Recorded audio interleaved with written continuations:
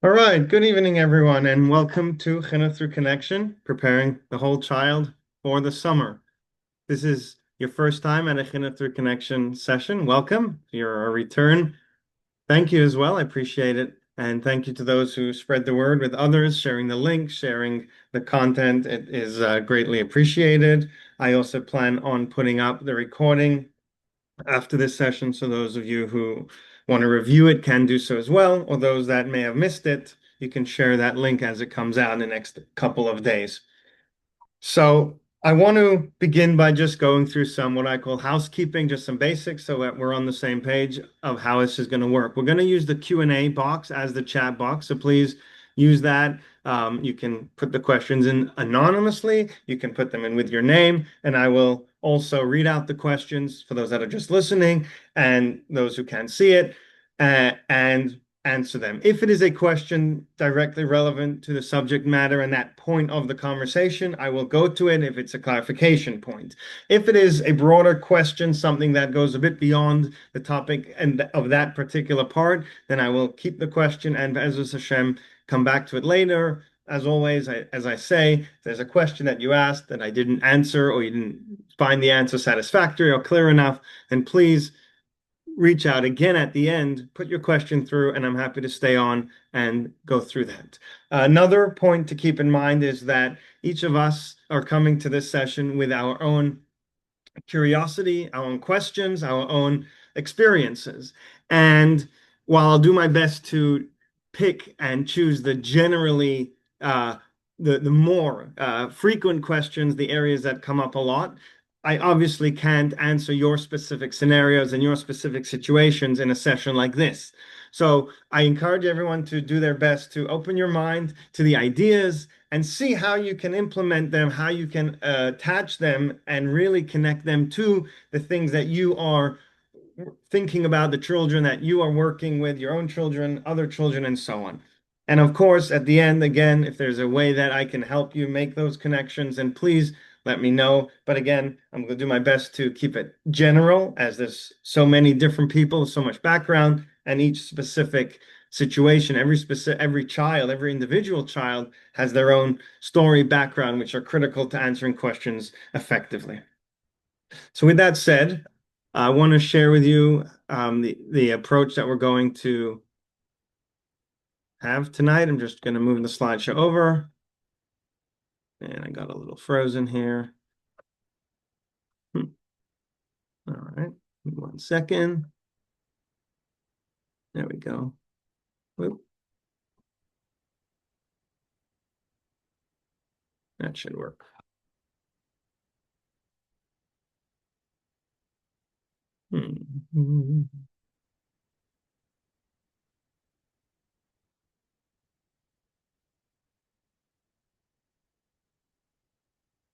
All right, we'll try again in just a moment. So the goal, as I plan to share it with you all tonight, is really to give you an understanding of the approach that I take in the work that I do, and that can better give you an understanding of how we're going to approach some of the questions that have come in, and so many important questions did come in, and so many important topics came in.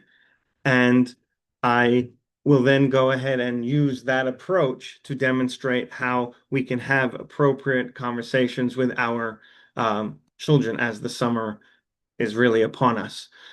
Just going to pause the recording for just a moment and try to fix that slideshow. I do apologize. Don't know what happened. All right. So the approach that I have found very successful, and the one that I work in with many, many children on a daily basis, is what we would call looking at developmental milestones of children and then identifying which skills they need that can help them grow and develop those milestones, which means as follows. When a child, no matter the age or stage, is struggling with something, what we want to look at, whether it's communication, whether it's social awareness, whether it is empathy, whether It is a form of anxiety. What we want to look at is where is this child holding in that ladder of growth? Because when a child is born until where they are today, an 8, 9, 10, 11-year-old, there's a process of developmental milestones that they need to be reaching in order to be proficient in any area of life skills. So what I like to do and what I always share with parents and even children if they're of the right age is that I want to go back as early as we can and to start seeing how the development of this child went, where they may have fallen off a little bit of the charts of the expected milestones, and then think about how we can start developing those properly. So a good example is if we think about Kriya, reading, Hebrew reading. Hebrew reading is built on milestones. The first thing we want them to do is to be able to identify the alphabets. Then we want them sounds. Then they start blending and the syllables and all of the pieces that by the time they're in sixth, seventh grade, when they're reading, we don't really think about the steps, how they're taking it because they are proficient, hopefully, at the skill set of reading. Now, what if a sixth grade girl, let's call her Rivka, is struggling with reading and we assess her and we see where there's a breakdown? Now, one thing might be, oh, she's reading too slow or she's making a lot of mistakes. We can just drill over and over the same mistake until she memorizes the words. That obviously is not a smart approach because we've just taught her to memorize a specific word. We haven't developed a skill. So what we would want to look at from a Kriya standpoint, which I think is very relatable, is to say, you know what, which rule is she missing? The Shavah rules, okay, let's strengthen that. Is she missing the difference between a shin and a sin? How do we reinforce those rules? And by looking at those milestones that a child may have missed, we then go back and strengthen those. Now they are become a proficient reader, accurate, fluent, whatever we're looking to improve at that level. And the same thing very much goes with the developmental milestones in the emotional, social capacity. We think about it as a tree, the learning tree of growth. We can often look at the branches and say, my child isn't making friends. My child doesn't regulate when they're upset. They lost a game. They go haywire. They flip the board, whatever they might do when they are upset. But what I do and what I've been trained to do is to go deeper than that. Look at the trunk of the tree. What is, and even lower than the trunk, is the roots. What is holding up those branches? Which skill are they missing so that they can do better when it comes to social interactions? Which skill are they missing on a deeper level, on a foundational development level, so that when they are at the point of regulation or rigid thinking, how can we develop the skills necessary to not get stuck in any of those pieces? And so the question I'm always asking myself when I see a child struggling or a situation is brought to my attention is which skill set, which developmental milestone needs growth? And I'll give you a couple of examples of cases that I've looked at, have worked on, some long term, some briefly. So it brings to mind a boy, Avi. Avi's 10 years old, and he moved to a new school. And obviously, moving to a new school has its integration challenges. It has its problems of, will the kids accept them and so on. And there was no academic concerns here as well. Avi, Baruch Hashem, a very smart, very talented boy, and really able to do everything on a learning level. And the parents came to me and says, it's 2 weeks into school. Avi has no friends. I want you to work with him, and I need him to have friends in the next 2, 3 weeks. Now, obviously, if some people have an approach that can do that miraculously, great. That's not the way I go. I want to look at what is the struggle? Why is Avi struggling to make friends? And what I discovered was that a lot of the foundational skills that he needs to make friends were missing long before he entered the school. It's just that it never came out in this way. So what we started doing was we started working on the idea of relationships, what they are in general. What does it mean to give and take? What is a 50-50 relationship? What is the idea of broadening our perspective to see someone else's needs? And so for the first couple of weeks, maybe even months, we're not even talking about how to make a friend. We're simply expanding the skills necessary for making friends, which is when I walk into a room and I see people, how do I read their facial expressions? How do I know how to step into the conversation, what's appropriate, what's not appropriate, reading their unspoken language, reading, hearing what they are saying, how to engage with them in a meaningful way, not giving Avi a script when you show up to school tomorrow, say this, ask that, because that feels fake. We've all been in a situation where someone came over to us and spoke to us in a way that almost felt trained. That's not natural. That's not the skill set that we're looking for. So after working with Avi for a couple of weeks, even months, what we started seeing was that his whole perspective of friendships was changing, and he was more naturally able to just fit in, whether that was learning b'chavrusa, whether that was asking classmates for favors, borrowing things in a way that was completely natural and appropriate. Now, that doesn't mean there wasn't clashes, and certain boys in the class were saying hurtful things, which he needed help developing how to handle those. But the growth was happening at a deeper level, giving him the in the moment skills, but not in a way of here, say this, do it my way, rather strengthening him from the bottom, the roots and the trunk, so that the branches of interacting with his classmates could be there. Similar story with a boy named Zalmi. Zalmi is 14 years old, off to Mesivta. Parents aren't next to him anymore.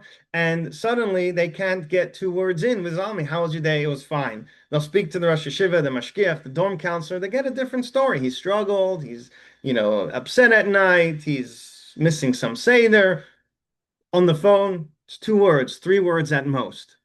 And again, I could take Zalmi for a session and say, when your parents ask you how your day was, then say this. And when they ask you that, say that. And if you need help, put it this way.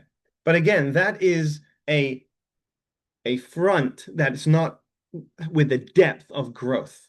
And so what I started working on Zalmi was simply expanding his emotional vocabulary.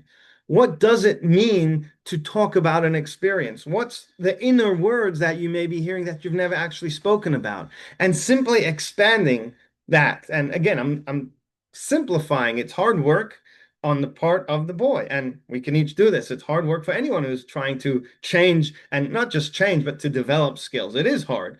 But through that work, through that continuous practice of these skills, that developmental milestones of understanding emotional vocabulary, of expanding our connection between our unspoken words to our communications with others, we slowly started seeing his ability to tell his parents about a social incident, to tell his parents about his concerns with some of his teachers and so on.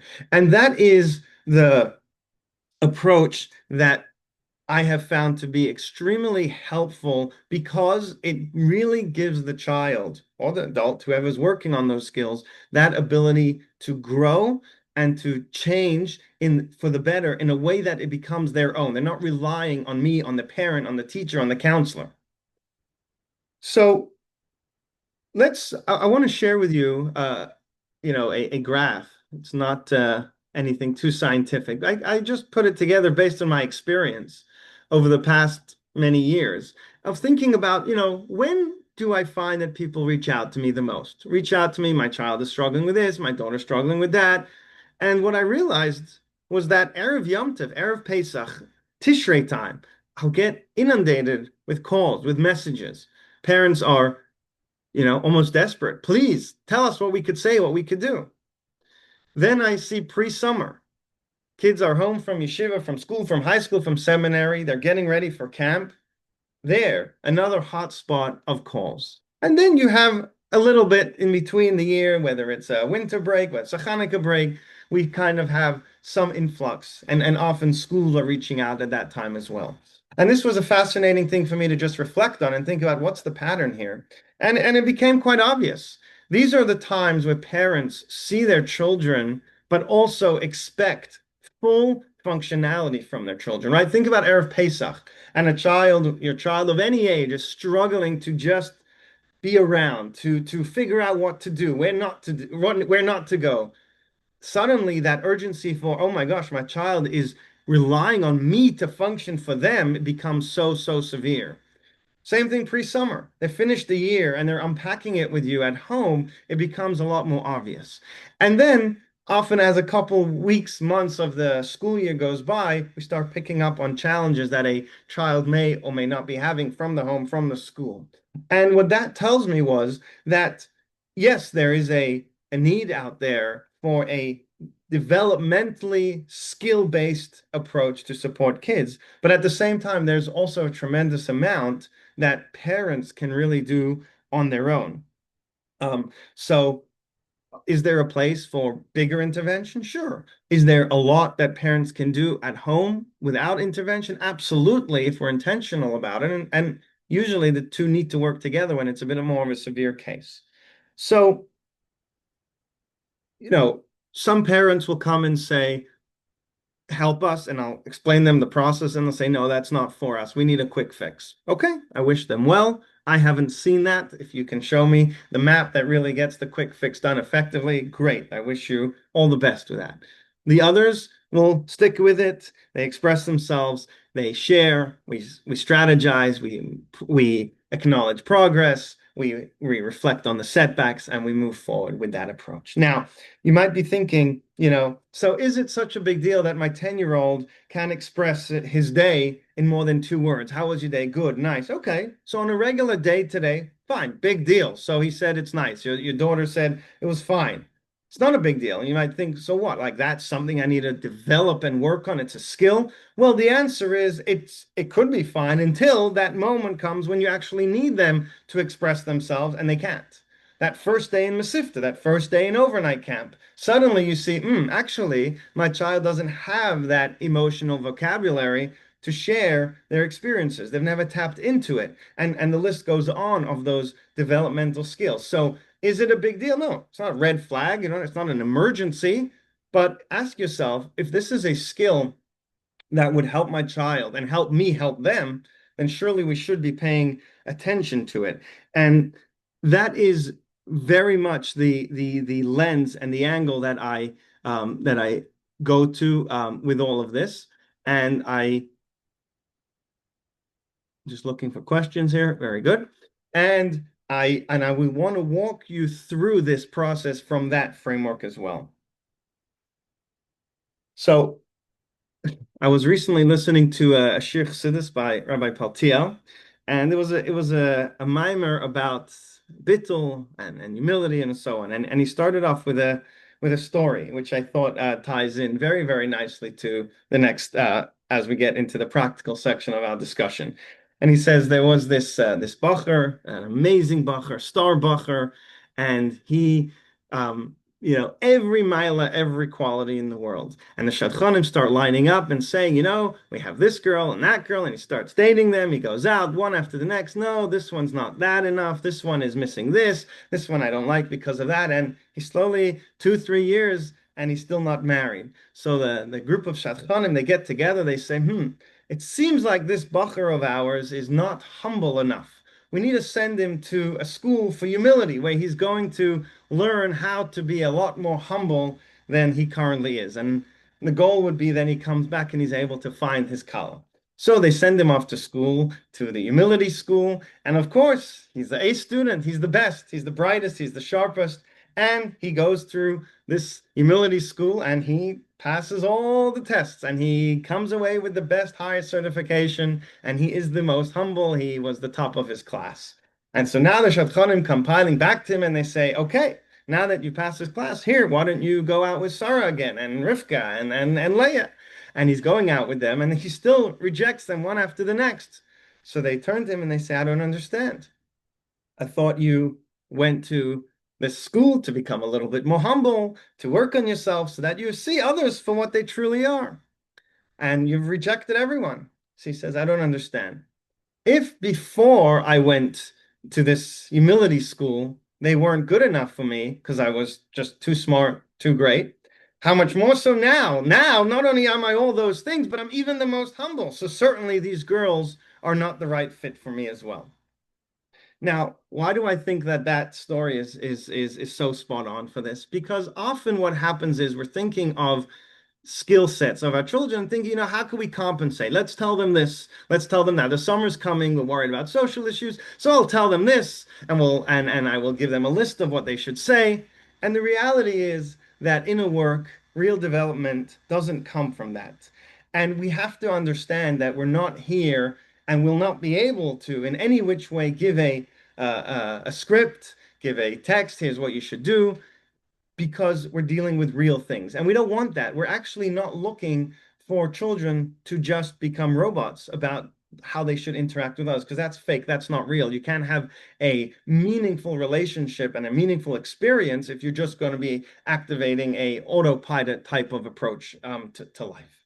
And so that's really the framework of this discussion, that we're not taking a child who's nervous about camp, nervous about friends, nervous about bullying, nervous about being maybe homesick or whatever else. And so many questions came in with touching on a wide range of concerns, legitimate concerns that parents have, that kids have as well as they come to camp. So the framework of our conversation is going to be very much focused on we're looking to support the child so that they can be most successful in the environment that they're about to go into, which is different, which is new, which might be a little bit nerve-wracking on some level for each and every child in their own different way. Now, there's, again, just to be clear, there's many approaches, many modalities. This is mine, and so that's what I want to make sure that we're on the same page about it. And as we get into the nuts and bolts of it, no surprises of what it's going to sound like, of what the approach is going to look like. So, with that said, I think it's important that I acknowledge that really 2 weeks before camp, 3 weeks before camp is not the best time to have this conversation because, as I demonstrated, it does take time. It takes continuous effort and it takes a real intentional amount of work with a focus on the goals. So, really, we should be having this conversation 2 weeks after summer where you come back and say, here's where my child struggled. Let's get them to that place by the beginning of next summer. Sure.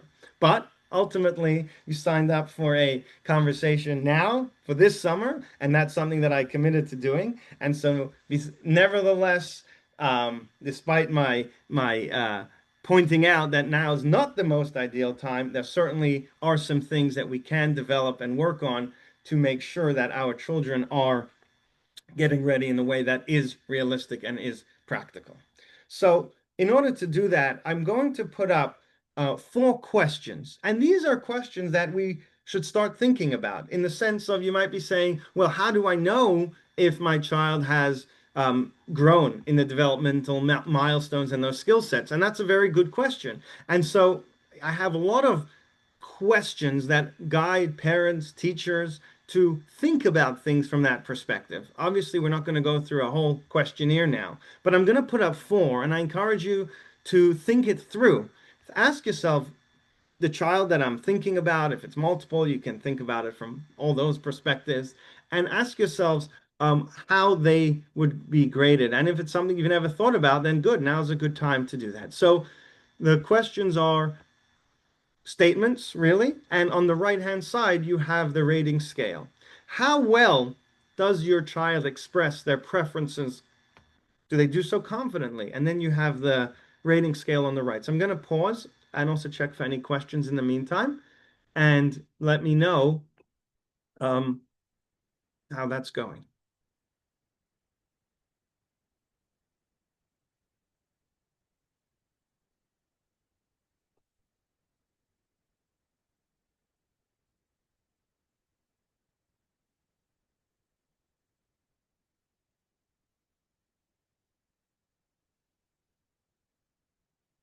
Okay, let's go on to the next one.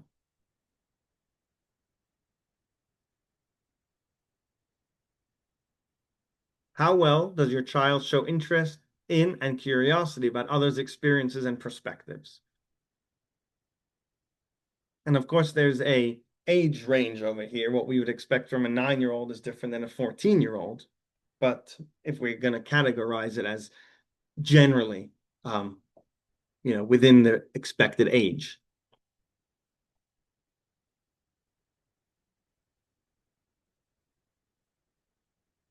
All right, I'm going to move on to the next one.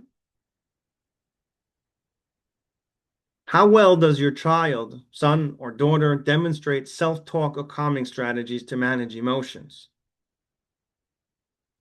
And this means that they are reliant on their own skill set to regulate and de-escalate situations. And obviously, a critical skill when we think about a child alone in the summer, meaning without a parent there. So again, 1 through 4 on that.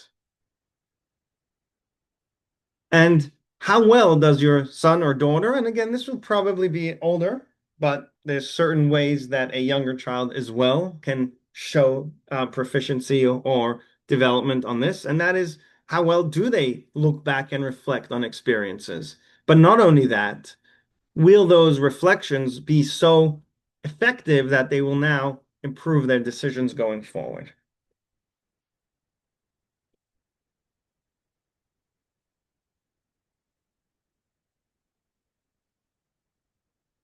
All right. So I hope you had a chance to think those through, and it may have been an eye-opening moment asking those questions if you've ever done that about your children, your child, your son, your daughter, whoever you're focused on as we go through tonight's session. And I hope that what you recognized was either a child who has developed and is growing, or you've recognized an area of growth where a skill set, a developmental skill set is necessary. And I try to pick general questions that go on a lot of on different categories. So there was social, there was self emotional, there was functionality, and so on. So I hope that you did take the time to think that through, to score it, to rate it, and then have some questions, follow-up thoughts in your own mind of, okay, so now these are areas where a child does need some growth and some support. All right. So let's jump right in to the camp conversation because by now you've either you're on board with the approach that I'm going to take. I hope it's clear one way or the other. If you're not going to take it, then happy to have that conversation.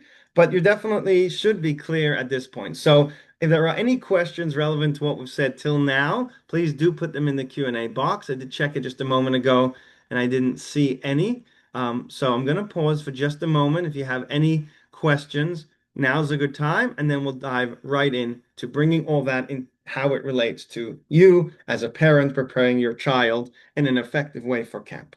So I'm going to be quiet for about 10, 20 seconds.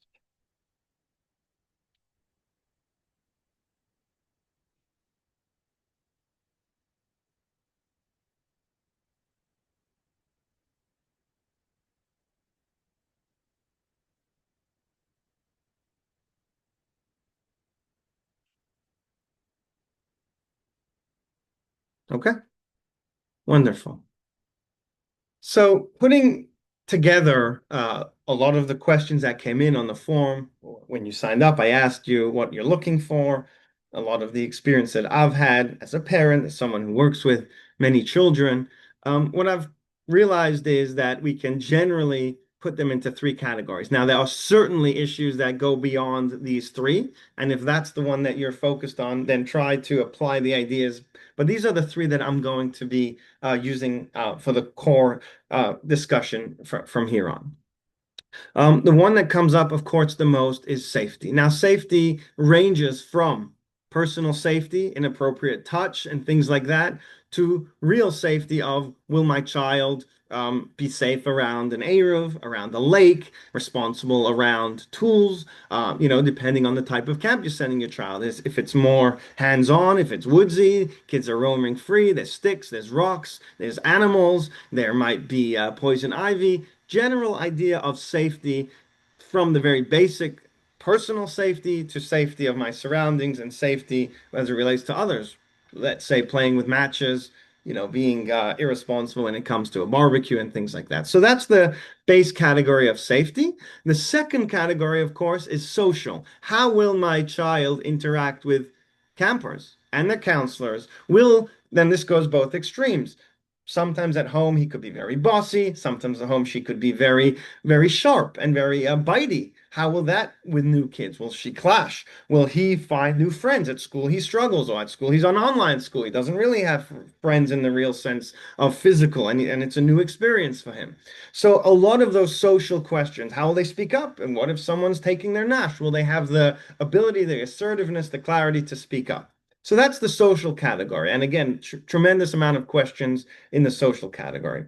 And finally, the emotional category. How will my child fare emotionally when they're upset, when they're disappointed, when they miss me, when it's late at night and everyone else is sleeping and it's dark and it's quiet? How will they do if things don't go their way? How will they do if they thought they could phone me and the camp said that they can't do that. If they lost something that they need, how will they handle those emotional setbacks as it pertains to themselves? And this, as far as I see it, makes up the vast, vast majority of questions and areas of concern that we as parents might be having before we send our child to camp. So, for example, how do I explain, work with my child that no one is allowed to touch them, that no, you're not allowed to be in a secluded place with any counselor, no, you're not allowed to play with bushes and brush that you don't recognize that without permission? Those are real questions. How do I explain to my child that it's not your job to stop fights, but at the same time, it's not your job and it's not you shouldn't follow along with a kid who's being mean or doing practical jokes that are not funny? How do I teach my child to speak up for themselves? How do I encourage them to venture out of their immediate comfort zone and stretch that a little bit by finding new friends, talking to other kids? And how do I explain to my child that it's okay to miss me? At the same time, you can have a good time, that when you're feeling sad, here's what you can do, so on and so forth. These are real, real questions, and I'm sure anyone listening to this on some level, we've touched on that. So the question we're asking ourselves now is, when I have that conversation with my child, I'm getting them ready for camp. The important question is, what is my goal of this conversation, right? What am I actually trying to accomplish? Now, we might say it's my duty as a parent, and I'm just going to go back a slide so we have these three. But the question we're asking is, what is my goal? Now, we might think it's my duty as a parent to just go through all these things, kind of have a checklist and make sure I'm going. So I sit them down, I say, Avi, I say, Malki, sit down on the couch. Tati, Mommy, we need to have a serious talk with you. And we say, make sure no one touches you. Don't seclude yourself. Be nice to other kids. Don't bother your counselors. If you're sad, you can write me a letter. Whatever it is, we go through it as a checklist. That's one thing we might do, is just give it all over to our kid. If that's your goal, then sure, sit them on the couch and do that. Will that be effective? Probably not. Another option that we might do is what we do, the scare them approach, especially when it comes to safety. We really want to scare them into understanding how serious this is. And we go on with all the language that we might have about how serious this is and how scary it could be if you play with a match, and how serious it could be if chas v'shalom, someone tries to touch you in an inappropriate way. And we scare them into that with the hope that the scare and the fear will resonate and will help them react in those situations. Another way we might deal with it, especially the emotional ones and the social ones, is we might be dismissive of it. Oh, don't have to worry. You're not going to miss me. You don't have to worry. You'll have such fun. You're not going to miss me. When I was a camper, I didn't think about my parents. So that's dismissive. If your goal is to dismiss, then that's what you'll do. You'll sit down and dismiss everything they're saying. You might do the same thing with social. Nah, don't worry. In camp, nobody bullies anyone. You might also try to save them and say, if you're feeling upset, I'll call the head counselor and switch your bunk. If you're feeling sad or you can't have a friend, I'll call up my cousin's second cousin who's a counselor in the older division, and they'll come help you make a friend. So what the message we're giving our child is, if there's a problem, somehow Tati or Mommy will come save you. Is that realistic? I don't think so. The other way is to lecture them, to just go on and talk about these things and just talk and talk and talk. And another way, especially if our child might be more of the troublemaker, concerned one, we might berate them. Don't you dare try to act up in camp. I'm not coming to pick you up. If I have to come and pick you up, I'm not going to give you canteen money, right? And I'm talking extreme, but we understand the spectrum of berating them and really threatening and warning them. So if that's your goal, then by all means, sit them down on the couch and do so. However, I will be blunt and say that that's not going to accomplish anything. Because if you're going to do that, if you're going to give them a script, if you're going to try to save them, if you're going to try to dismiss it, if you're going to lecture them, if you're going to scare them, you're not really accomplishing anything. Now, could it be that a little bit of that will impact some decisions? Sure, there's certainly that possibility. But again, looking at it from a developmental standpoint, that's not actually helping your child. What we want to do, and the answer to the question is, what is my goal? My goal is to equip my child with a perspective and a path to access the needed tools to succeed in different situations. So again, what we're trying to do is give my child perspective so that them on their own, he or she in their own middle of camp, can use that perspective effectively to help them through a situation. And then a path to access the needed tools. So we're not scripting it, we're giving them access to it by helping them. And this is why I go back to saying, if you've worked on the skill for a year, there's so much more possibility because you've created a year's worth of path towards those tools. Now you're more limited to that. But again, we're going to do our best under these circumstances. And if you feel as a parent, wow, I really need to think about the developmental skills of some of my children, then do have that. Don't wait for Erev Pesach when it's crazy, or don't wait till it's Erev Sukkot when things are very, very busy. Think about those. If the realizations that you may be having tonight get you to a point of, wow, I should look at this from a different level, from a different, do so. Think about that and work on it long term. So the way forward, how we again provide them with a perspective and a pathway to access their tools is a three-step approach. And this is critical. Every conversation that we're having with our child, and I'm going to again talk about camp, but really this applies to everything. Any conversation that we're having with our children as it relates to camp, whether it's safety, emotional, or social, needs to have these three pieces: relating, communicating, and thinking. And that's what I'm going to unpack right now in those three categories. So I want to start with an example, a simple example that really puts these three things into perspective. So imagine you're walking down the block or you're walking near the park and you have a 3-year-old, 4-year-old child with you holding your hand, and suddenly there's loud sirens, blasting lights, and a fire truck comes racing down the road. And many 4, 5-year-olds see a fire truck, they might dash after it, running, not caring, not noticing that they're going into a main road.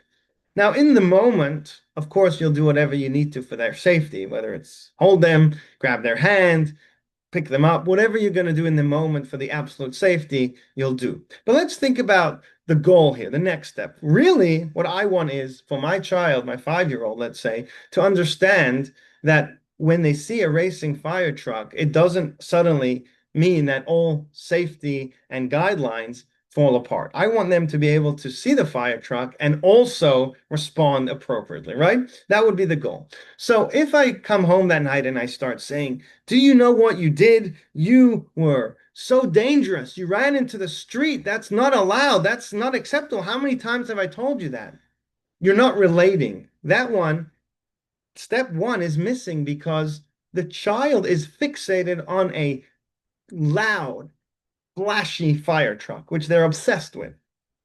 So let's say little Avi is not really caring about the perspective that you come from. You're coming from a safety, you understand the full gravity. He sees a fire truck. So step one is to relate to the child and enter into the world. And the beginning of the conversation needs to be about how much Avi loves fire trucks and how exciting it is to hear a loud noise and see flashing red and blue lights. That is the first step of relating, because now I have entered into the situation from a child's perspective. So I've related to them. Second, I want to be communicating with them. I want to hear what it was about the fire truck that interested them. What were they trying to do? They wanted to follow it. They wanted to see where it was going. They wanted to just catch a glimpse of it. We're listening to the child. We're communicating. It's two ways. It's not me just talking to them. And then finally, we're thinking, not just me, the adult, with a ready-made solution, which is don't ever run into the street when there's cars. We're helping the child be a part of that conversation from a perspective that they understand, which is if you run into a street, what could happen? And why is that dangerous? And will that be a helpful and a happy way to see the fire truck? No. And the goal is then for them to think about the fire truck, not to feel that it's dismissed or taken away, but to also understand that, hey, if I want to see a fire truck that's racing down the street, I could stay on the sidewalk. I could ask mommy or tati to help me see it in a safer way. That would be them developing a skill of growing their understanding and awareness of what safety should look like. And hopefully the next time there's a speeding fire truck, they could say, oh, look, there's a fire truck. Can I hold your hand? And we go and watch it from the corner. That would be the ultimate and ideal response. So that is the three steps in a nutshell, using the example of a child fixated, obsessed with a fire truck. Now let's slow that down and talk about children when it comes to cameras. And I'm going to pull back the three sections here. Oops, one more. And let's talk about safety. Very often, when we want to talk about personal safety or safety of fire or swimming safety, we're coming our initial reaction is to come to the child from our vantage point as adults. We understand the gravity of inappropriate touch. We understand the gravity of the dangers of water. And so we often come to that situation from our vantage point. And so we're not actually relating to the child. So when I come and tell my child, don't let anyone touch you, or don't you dare go close to the water, you could drown, I'm talking to them, I'm talking at them, but I haven't related to them. And the first thing I need to do is I need to enter into their world. So when it comes to water safety, for example, the conversation would be, you enjoy water. You enjoy water sports. You enjoy seeing water. That's amazing.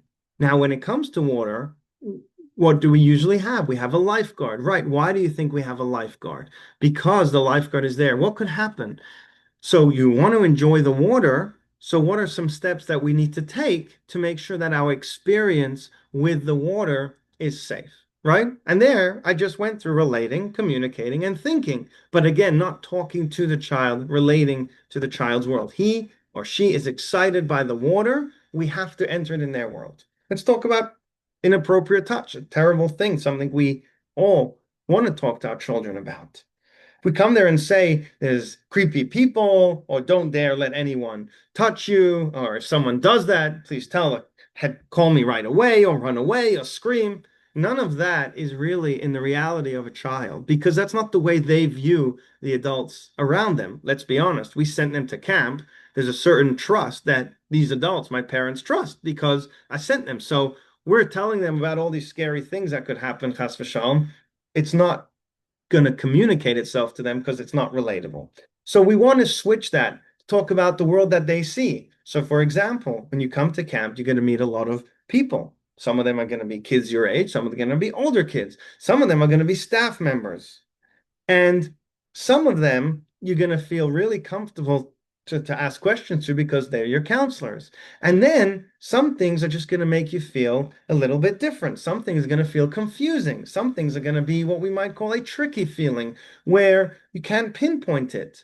And we can then start communicating with them about experiences that they've had. Remember when someone walked in the Chabad house, it felt confusing. Why did it feel confusing? Oh, because they spoke like this, or they looked like that, or because they were doing, they walked into the kitchen and they started touching your things exactly. So does that mean that everyone comes to shul is bad? No, it just means that there are certain feelings that can make us feel confused, feel different than what we're used to, different than what everyone else is doing. And I want you to think about that and say, you know what? If it feels different, then stay away from it. I don't want you to do things that feel different. I want you to do things that everyone is involved with. And some of the language we might be using is what approachable. Make sure that wherever you are, someone else can find you. Make sure that you're always approachable, that you're always visible. You just for safety, you just want to make sure that wherever you are, talking to someone, playing with someone, just make sure you're visible to other people. That's pretty relatable. When you play on the down the road, I don't mind when you play a little further up the street, as long as Tati or Mommy or your older sister can see you. We don't need to be right on top of you. You can have your fun, but I just want to make sure that you're visible. And that is very understandable language to a child. And that is really the only way that they might stop and think, you know what, in camp, this feels funny, this feels tricky, this feels different.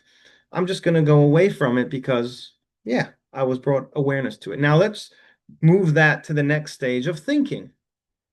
What are we thinking? We're thinking about what I can do if something feels different or tricky. So, who do you trust? Who can you go and talk about it to? How can you just stay away from that situation, right? things like that, as they are involved in the problem-solving process, automatically means that you are creating pathways that they can access so that when things happen in camp, they're going back to those conversations saying, you know what, we discussed this. I remember I came up with this idea and my mother came up with that idea. It really made sense in the context of the conversation.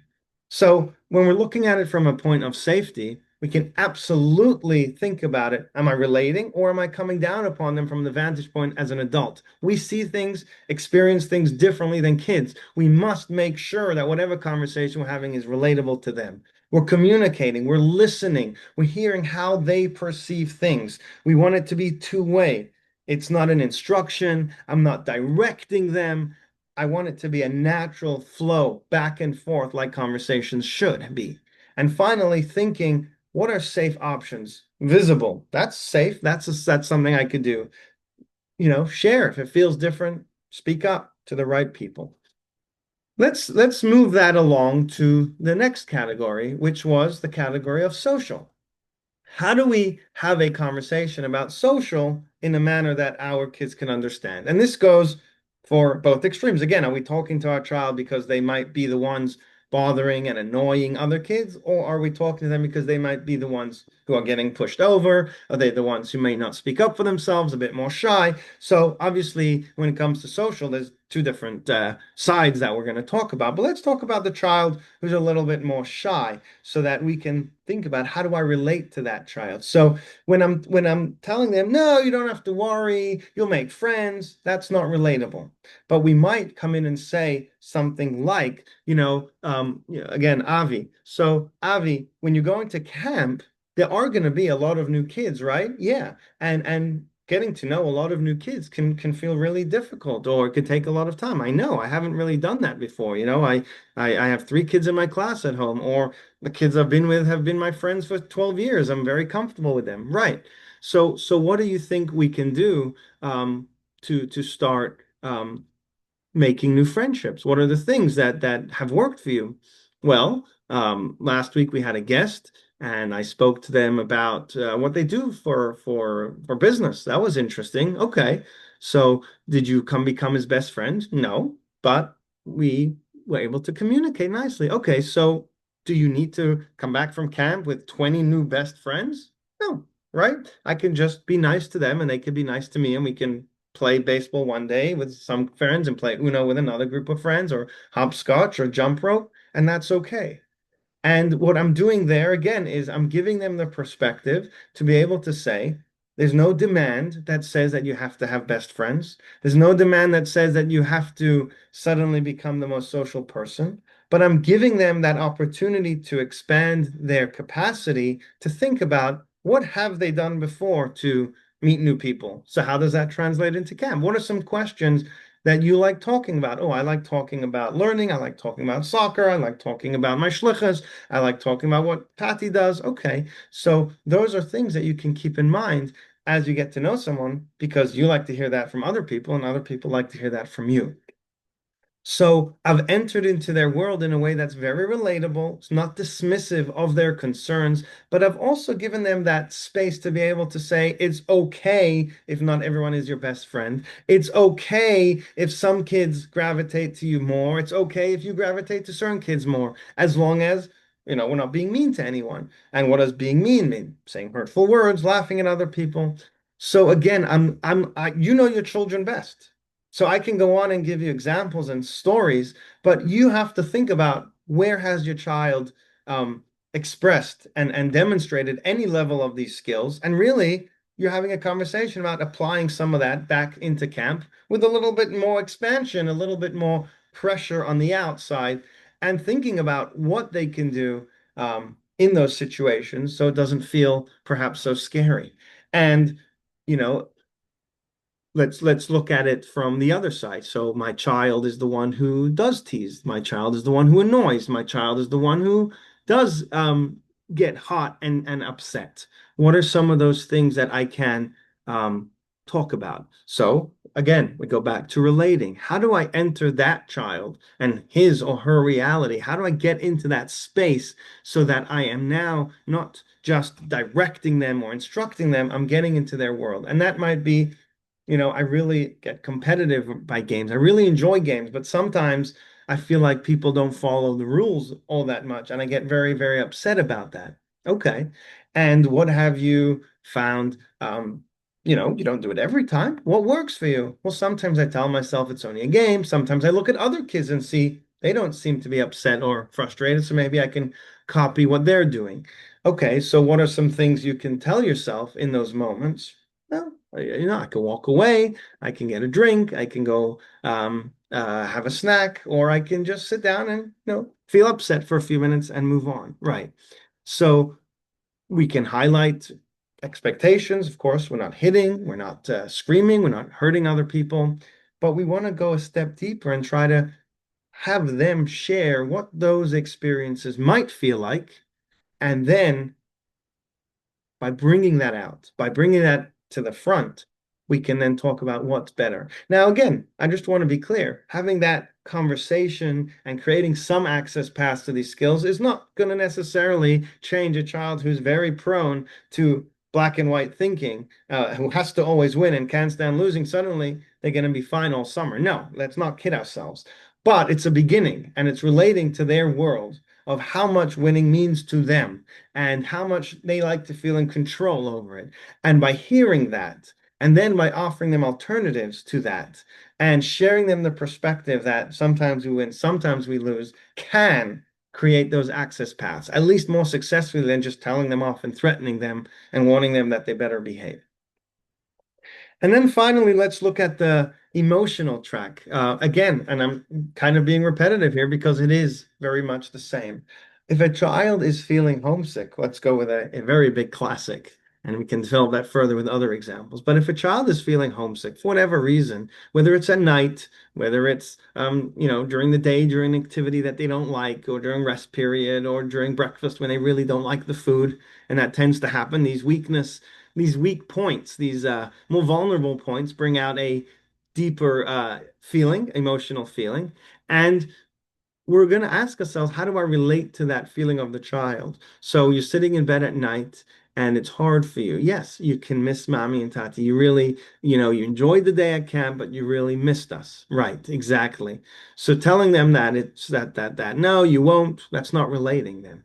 But relating that, yes, yes, it's normal for some children to be okay in camp without thinking of their parents.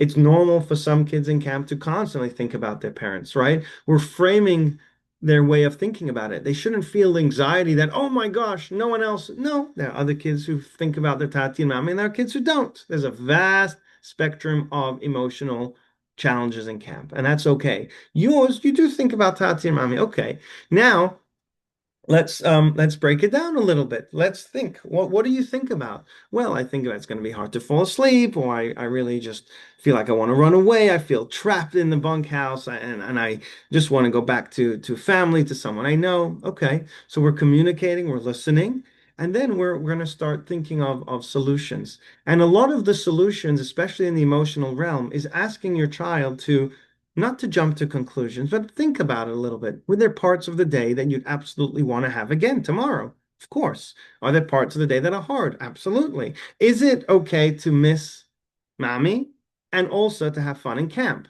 And that might get your child to pause for a moment and say, you know what, actually, two things can be true at once. Now, children who are more black and white will have a harder time with that, but many kids just need that pathway open up to be able to think about it from that perspective.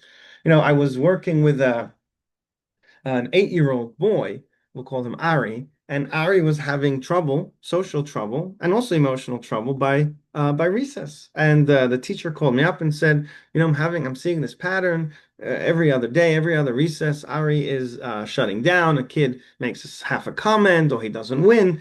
He's just an emotional wreck. And then when I try speaking to him, he just hates school. He doesn't want to be here. He wants to go home. He doesn't want to ever come back. So I met with Ari a couple times and I created a process for him to have this relate, communicate thinking with anyone, with the teacher, with the principal, with parents. And what we did was I told him so number one, always going into his world of you're trying to have fun at recess and it's hard when you don't. Okay. So I'm not talking at him, I'm talking with him. And then communicating in this way. And the formula was designed like this. I gave him an example. I said, imagine you're on a boating trip, and on the boating trip, you had an hour of rowing in the waves, and it was such fun. And then it starts to rain. So the last 15 minutes of your boating trip is canceled. For an hour, you had fun. For 15 minutes, it was ruined. How do you think about that day? And he said, well, I enjoyed the hour, but the 50 minutes, I would feel really bad. And then I asked him, do the 50 minutes mean that you didn't enjoy the first hour? He says, no, but I might feel very disappointed by it. So I said, so what can you tell yourself to see that you had fun for an hour? He said, well, sometimes I just need to stop and say, you know what? We just had an amazing game. One goal didn't work out the way I wanted, or one kid out of 20 made a hurtful comment. Should that ruin my day? Should that ruin my recess? And that process actually really helped Ari. And the incidents really went down because we created this step-by-step communicating thinking process where he was now able to think about things in his own way and say, okay, I still had fun. I'm still glad I had recess. I'm still glad I have some friends and things like that. Another way to do that is to say, you know, today you're upset about this, but remember you went away for Shabbos and you weren't homesick? That was good. How did you do it? Well, there I realized it was only one night. There I realized it was only my cousins, not strangers. Okay, but what you've seen is that you can have fun and you can work on not letting the harder parts ruin your whole experience. Absolutely. And so you know what? Here's what you can do. You can keep a list of things that you want to tell me. You can write them down, and maybe your counselor will text them to me. Or when we speak to you on the phone, we can share those. But definitely keep those in mind. But at the same time, I want to also hear from you how you've been enjoying camp and managing those moments. So will this take an extreme case to a place of great functionality? No, of course not. These are deep developmental skills that take a lot of time, that take a lot of work. But on a very general level, for most kids in most situations, when we look at safety, we look at emotional well-being, and we look at social well-being, opening up these pathways to, again, I'll go back to the goal. I want to give my child perspective. Perspective. You're not the only one here like this. You don't have to have friends with everyone. You don't have to be best friends with everyone. You don't need to stand up and mix into other people's worlds. It's okay if other kids are doing something as long as it's not hurting you, right? So we're opening up perspective and we're opening up pathways to the tools that they need, which hopefully they demonstrate on some level. The question is, can they stretch it from the most ideal zone to a little bit more out of the ideal zone, right? And of course, home being the most ideal, that's where their optimal performances, hands down. Any developmental, social, emotional skill will be best in a, again, general healthy situation, will be best seen at home, period, hands down.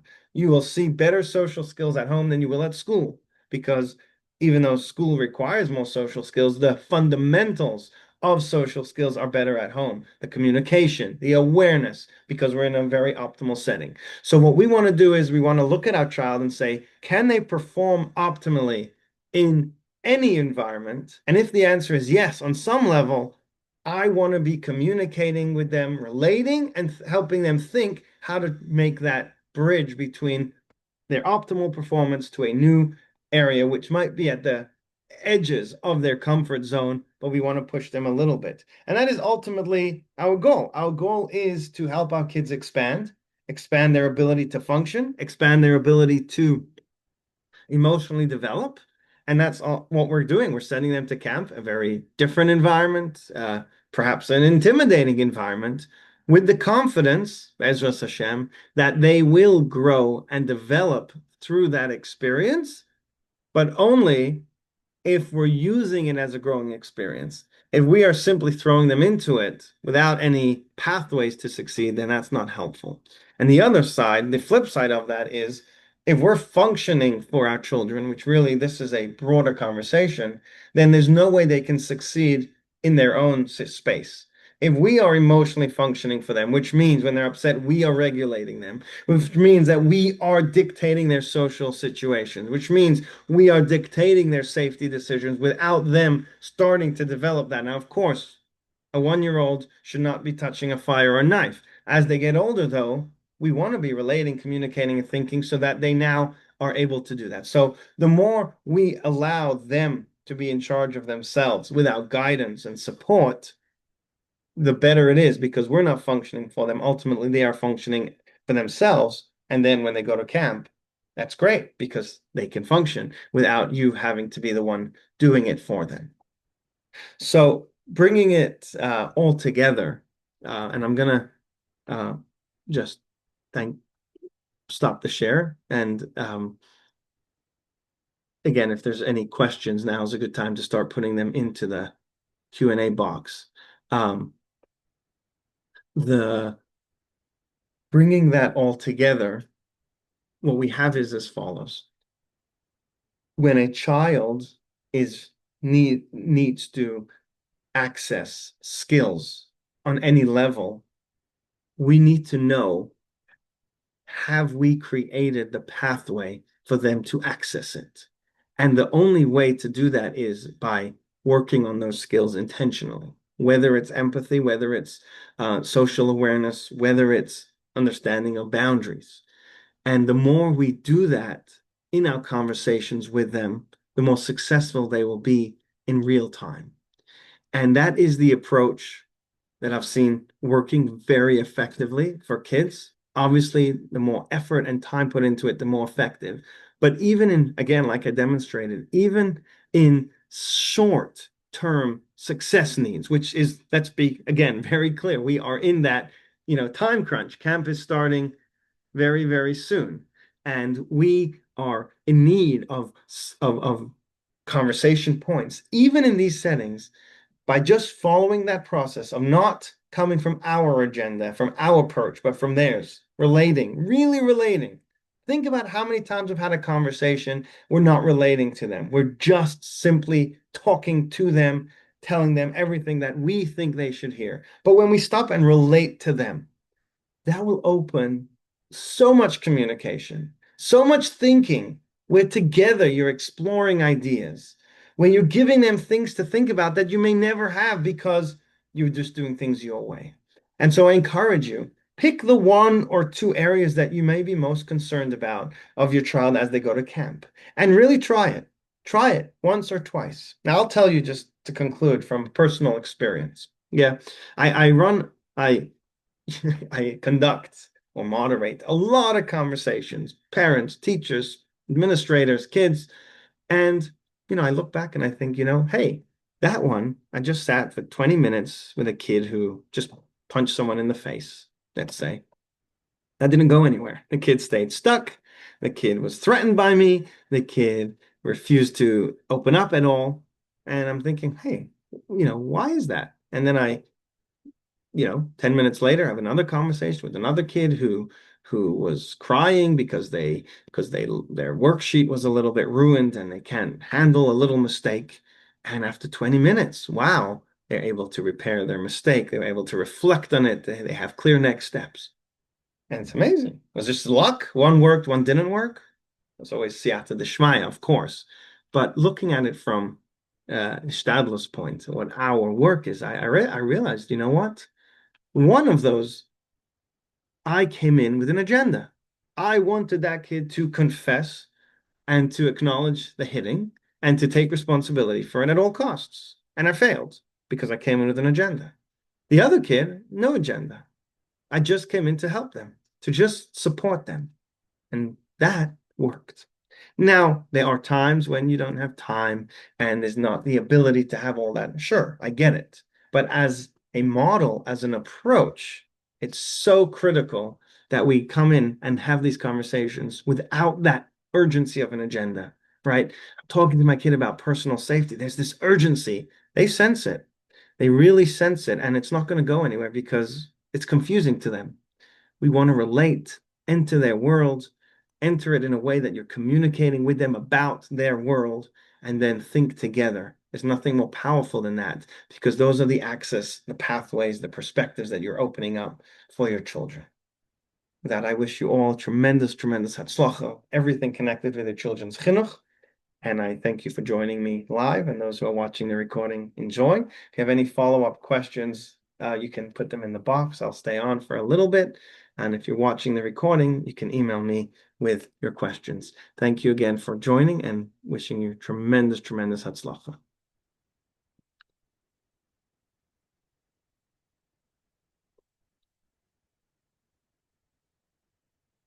Okay. Thank you so much. I'm just reading as it comes in. Thank you so much. Do you have a cheat sheet with the main points to discuss with our children? Something we can glance at before having the conversation to remind us of the main points you covered? So the answer in short is the cheat sheet is relate, communicate, and think. If you're looking for something a bit more detailed than that, I can maybe try to put something together. I don't have anything sitting here now. Maybe I can and send it out to those who signed up. It's a good thought. I'll think about what that would look like, but certainly keep in mind it's relating, it's communicating and thinking. It's not counterintuitive. It actually makes a lot of sense when we just pause and think about that. All right. Thank you for that question and thank you for the feedback. All right. What about when a child doesn't want to discuss it in such a way? When you begin such a conversation, they end it, or even more, they get annoyed from the conversation. Now that's a really, really important question. Thank you for raising that. There's absolutely no question about it. Some kids will resist these conversations, especially with their parents. And there are many, many reasons for that. A lot of it might be exposure. Just they're not used to it. There's someone I'm working with who say that issue. The parents were trying to have real, meaningful conversations about school, and the child was just not there. And at first, I spoke with this child and tried to get him to open up. Maybe a stranger, a little less agenda. It didn't work. It really didn't work. And I took a very different approach. And I just started expanding their emotional skill set, their milestones that they were missing, which was how to read and tap into their emotional talk. And then suddenly I started getting messages from the parents.